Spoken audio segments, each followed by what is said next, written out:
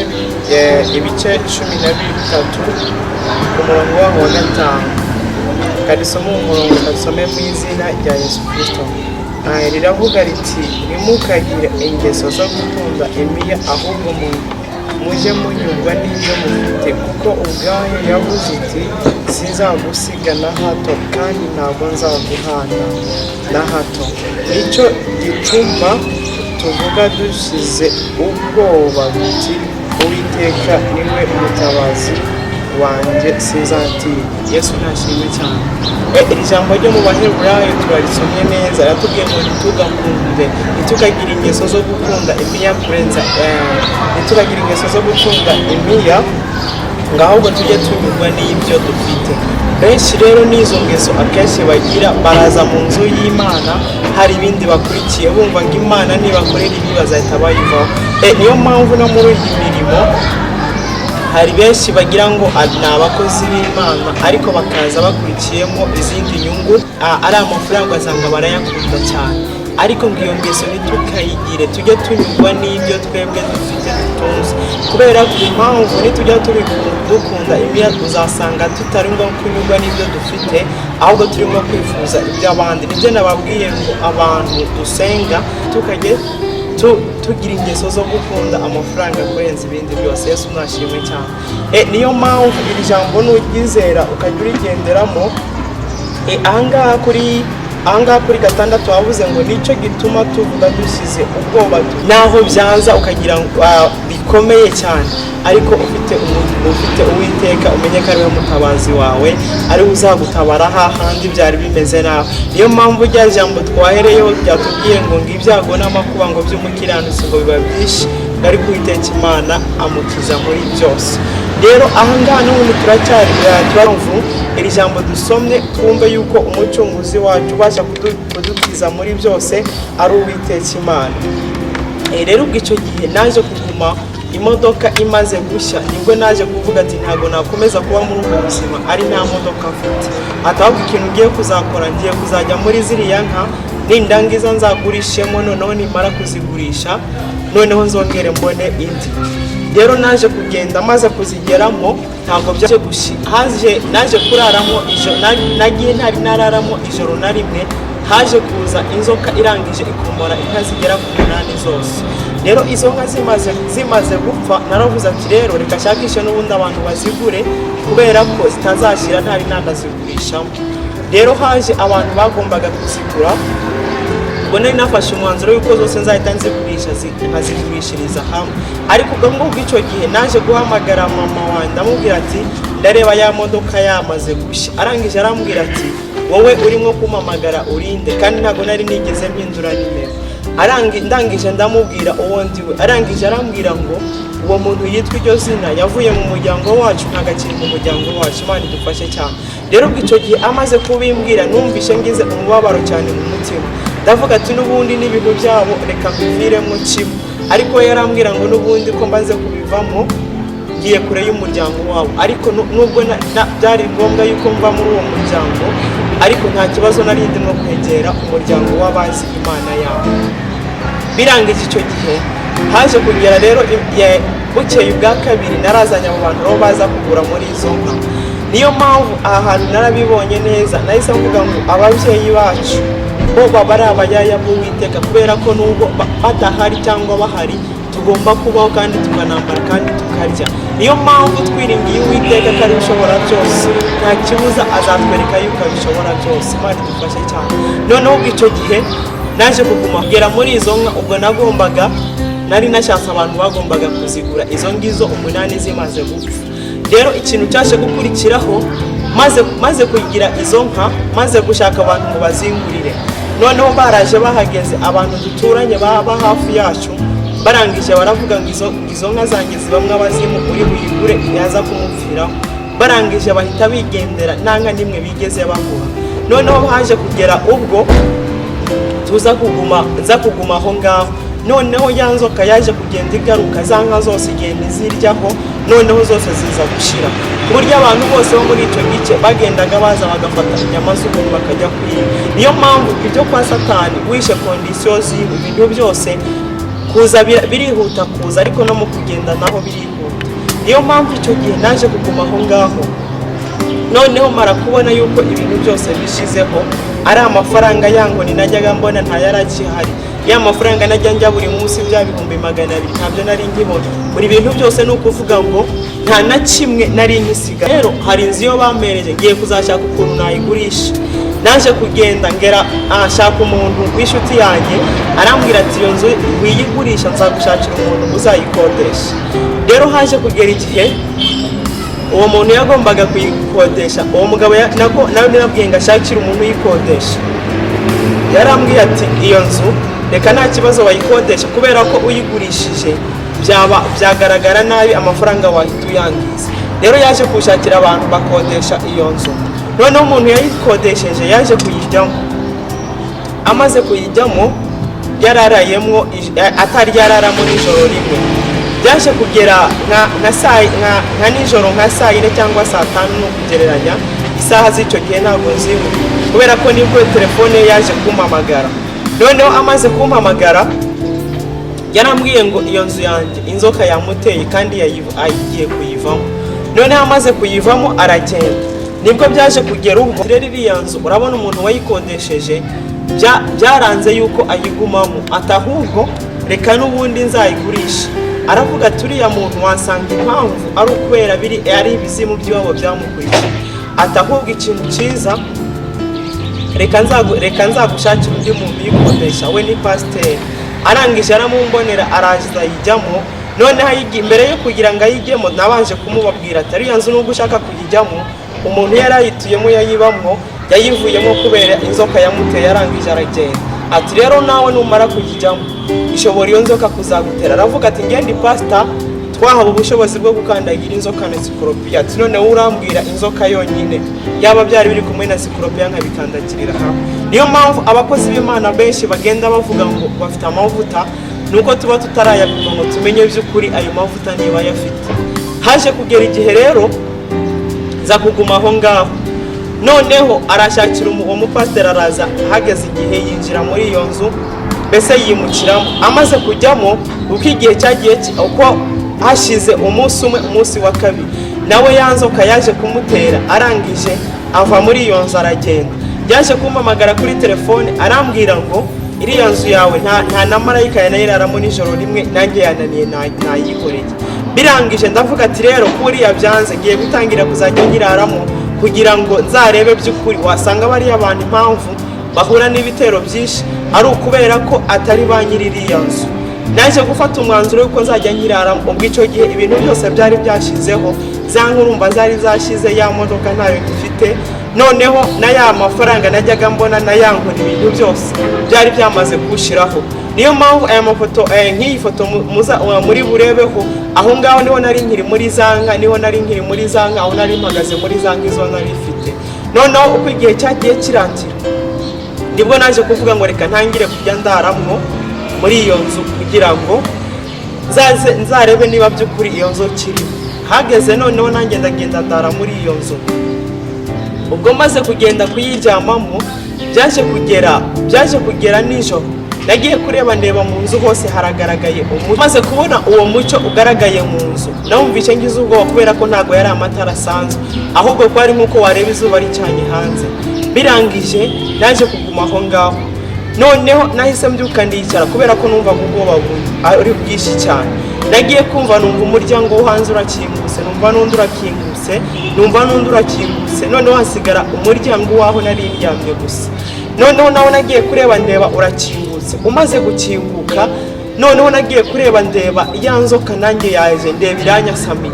Naje gukoma induru ndakoma induru, ariko ngera aho ngaho ndavuga ati nubwo ndi gukoma induru wasanga yamize ndi mu nda yayo, ahubwo reka nze nicecekere wasanga n'ubundi yamize. Niyo mpamvu umurokore aragenda agahura n'ikigeragezo gito cyane, arangije akumva yagenda akibwira buri muntu wese. Ariko hari igihe bigera noneho hakaza icyo wumva nawe kikurengeye, ukumva nta n'umuntu n'umwe wakibwira. Niyo mpamvu nujya wumva umuntu akubwira akantu gato uzamenye yuko igikomeye ubundi uba wumva n'Imana ubwayo itagishobora. Ariko niyo mpamvu buri kintu cyose tuzajya tunyuramo, ibyo tuzajya twumva bikomeye twebwe tutashobora, tuzajya tubiharira Imana niyo izaba ibishobora. Rero hagiye gushira umwanya nza kumva abantu barimo gukubita inzugi. Noneho naje maze kubyumva, haje kugera igihe nagiye kureba, ndeba binjiye, ndeba ni ba bazungu bari baranjyanye, ndeba ari na mami wanjye. Birangije barafata batangira kunjyana kwa muganga, kubera ko ibyambagaho byose barabirebaga. Noneho bo bamaze kunjyana kwa muganga baramvuye biranga, banyohereza ahantu bajya bavurira mu bitaro by'abasaza aho bita Indera. Noneho bamaze kunyoherezayo, byabaye ngombwa yo barababwira ati uwo muntu ibintu mwamushyizemo ntabyo tuzi, ati ahubwo mwebwe muzongere mumusubize iyo mwabimushyiriyemo, ati twebwe turareba nta burwayi tureba nabo. Niyo mpamvu najyaga ndeba gusa, ariko kuvuga bikananira, numvaga ibintu byambayeho byandenze. Baje kongera basubiza aho bantereye ya microchip. Ntabwo nafashe umwanya kugira ngo nyisobanureho neza, navuze ngo ni cya giharo 666. Rero bayiguteyemo bagukoresha nk'uko wakoresha telekomande. Ikintu cyose bashaka gukora nicyo wowe uhita ukora icyo bashaka, ariko hejuru y'imbaraga zabo n'ibyo batekereza hariho imbaraga z'Imana. Niyo mpamvu microchip ziri ubwoko bwinshi. Hari izo batangiye gukora bakazishyira mu masaha, hari nizo batangiye gukora mu binini bya paracetamol, hariho nizo batangiye gukora bakazishyira mu materemusi, hariho nizo batangiye gukora bakazishyira mu nkweto no mu myenda. Bivuze ngo batangiye kuzishyira mu bintu byinshi. Niyo mpamvu twebwe twinjiye muri ibintu by'agakiza tugasenga Imana, dukwiye kujya dusenga ibihe bibi bitari byaza kugira ngo tugwize imbaraga. Kandi ntabwo ari ngombwa yuko twajya dusenga ibihe bibi bigiye kuza cyangwa se byaje. Niyo mpamvu ijambo ry'Imana ritubwira ngo musenge ubudasiba. Twari dukwiye kujya dusenga buri gihe kugira ngo za mbaraga z'aba Illuminati cyangwa se z'abadayimoni zizajye ziza, noneho zizasange natwe dufite izindi mbaraga kugira ngo tuzajye tubasha kuzitsinda mu izina rya Yesu Kristo. Rero ubw'icyo gihe naje kuguma aho ngaho uko iminsi yagiye irangira. Noneho bamaze kungeza aho bangaho bantereyemo ya microchip, bamaze kuhangeza baravuze ngo password cyangwa se code y'iyo microchip yasohokeye mu Buhinde, bazagomba kuzanjyanayo. Barangije bahise banjyana mu Buhinde, barangije baramvura, abaganga baramvura biranga. Bimaze kwanga, haje kugera ubwo abaganga bose bahinduka nk'abasazi. Noneho njye ntangira kuvuga, noneho kubera ko uburwayi nari ifite ntabwo nabashaga kuvuga, gusa nari nataye ubwenge. Noneho babaganga bajya kuri computer zabo baramburamo, ndangije njye ntangira kuvuga, numva ntangiye kuvuga, numva nagaruye ubwenge.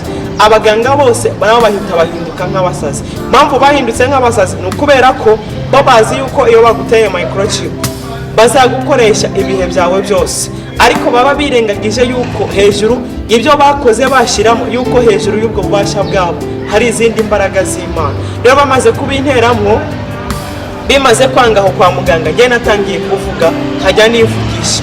Noneho ntangira ntekereza mvuga ngo rero ko ibyo bari barimo kunkoresha bimvuyeho nkaba nkisa. Ati noneho ngiye gutangira kwikoresha, nta kibazo ngira ngo zongera guhura nacyo. Imana idufashe cyane. Haje kugera igihe noneho baravuga ati bagomba kusubiza mu rugo rwabo, bagombye kunjyana muri urwo rugo rwabo aba ariho nzabamo. Baje kumbwira ati mu rugo rwabo ntago bajya basenga ibyo Imana z'Abanyafurika, ati bo barasenga uwo bita umwami w'abami. Ati nanjye nzajye senga umwami w'abami. Nkigera muri urwo rugo rwabo, nanjye navuze ati rero Imana yahagaritse ya microchip, niyo ngiye kuzatangira kujya senga. Nabonye yuko hatabaye atari imbaraga z'Imana, bo bayiguteramwo bazi ko bazagukoresha ibihe byawe byose. Rero ngiye nkajya senga, nkahamagara imbaraga z'Imana yo mu ijuru, nabo bazi ngo ndi buhamagare umwami w'abami. Ariko muri urwo rugo bakajya babura amahoro cyane. Ngeguma aho ngaho, igihe rero cyaje kugera tukajya dutangira kujyana mu rusengero rwabo. Nanone bakambwira ati mu rusengero rwabo bo barasenga umwami w'abami, ntabwo basenga Imana z'Abanyafurika. Noneho narinjira mu rusengero rwabo, nanone nkasenga Imana yo mu ijuru iyonze, nkamagara imbaraga z'Imana. Birangije nabo pasiteri wabo yabaga ari imbere agiye gutangira kubigisha, noneho agahita abura ikintu na kimwe yabasha kuvuga. Birangije noneho agahita avuga ngo mu rusengero rwabo hajemo izindi mbaraga, ati kugira ngo bakomeje gusenga barebe uwazizanyemo noneho bamusohora. Icyo gihe bahitaga bavuga ati buriya ni wa muntu asenga Imana z'Abanyafurika. Barangije bahitaga basohora, ariko icyashimishaga nuko bamenye yuko imana z'abanyafurika zifite imbaraga kuruta imana zabo uwo nguwo bita umwami w'abami. Icyo gihe rero bahitaga basohora, nkahita njya hanze bagakomeza bagasenga. Rero hari nubwo twajyaga gusengera mu rundi rusengero, umudamu yabicaraga imbere mukamusenga mumureba. Ni umudamu w'umunyamerika, benshi baramuzi, n'umusitari hano ku isi, baramwita ngo ni Beyonce. We mu buryo bw'aba Illuminati baravuze ngo yarapfuye arazuka, kubera ko umugabo wiwe amutangaho igitambo cyangwa se ikimazi, akamutanga. Amaze kumutanga ahita haza undi bajya gusa ariko badasa, noneho niwe ahita aza umuzimu, nawe uhari ubu ngubu. Rero afite urusengero, we yicara imbere yanyu mukamusenga mumureba. Naho narajyayo nkahamagara imbaraga z'Imana, maze kujyayo muri urwo rusengero nguwo Beyonce, bahise banteraho tatuwaje cyangwa se tatu y'umusaraba ucuritse, ariyo murimo kureba ahangaha ku kuboko kwanjye. Birangije iyo tatu bamaze kuyinteraho y'uwo musaraba ucuritse, byasobanuraga yuko ninjiye muri urwo rusengero rwa Beyonce. Birangije hari hasigaye yuko hazagera igihe bakazazengurutsaho inzoka, bikazasobanura yuko nacunguwe n'inzoka. Rero baje kugera n'igihe noneho banteraho indi tatuwaje ku kuboko kwanjye, yasobanuraga yuko ngiye kuzajya ndirimbira mu rusengero rwa Beyonce. Ari nayo mpamvu mureba bashushanyijeho kuri uku kuboko akantu k'umuziki, barangije bashyiraho n'izina ryanjye. Noneho bw'icyo gihe naje kuguma aho ngaho, nkajya njye nirirwa aho ngaho, nkajya senga Imana yo mu ijuru, nkajya senga, ariko mu rugo bakajya babura amahoro cyane. Niyo mpamvu bakundaga kumpa ibihano bikomeye. Hari igihe namara iminsi ntavugana nabo, ni ukuvuga ngo nari nyifungwa, ntabwo najyaga mbona ukuntu nagumaho mu rugo. Niyo mpamvu abantu benshi bari muri Amerika cyangwa se mu bihugu byinshi bitandukanye byo ku isi, ujye utekereza yuko uburyo wagiyeyo ntabwo wari ukwiye guhita uba bizi mu bintu byose.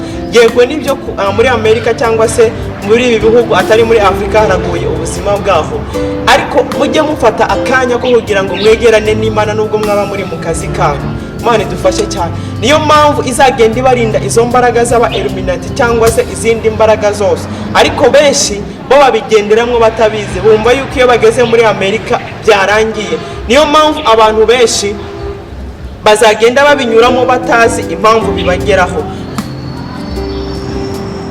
Abenshi cyane barya baca bugufi bakabwira Imana ngo Mana turashaka udukure muri Afurika utujyane muri Amerika.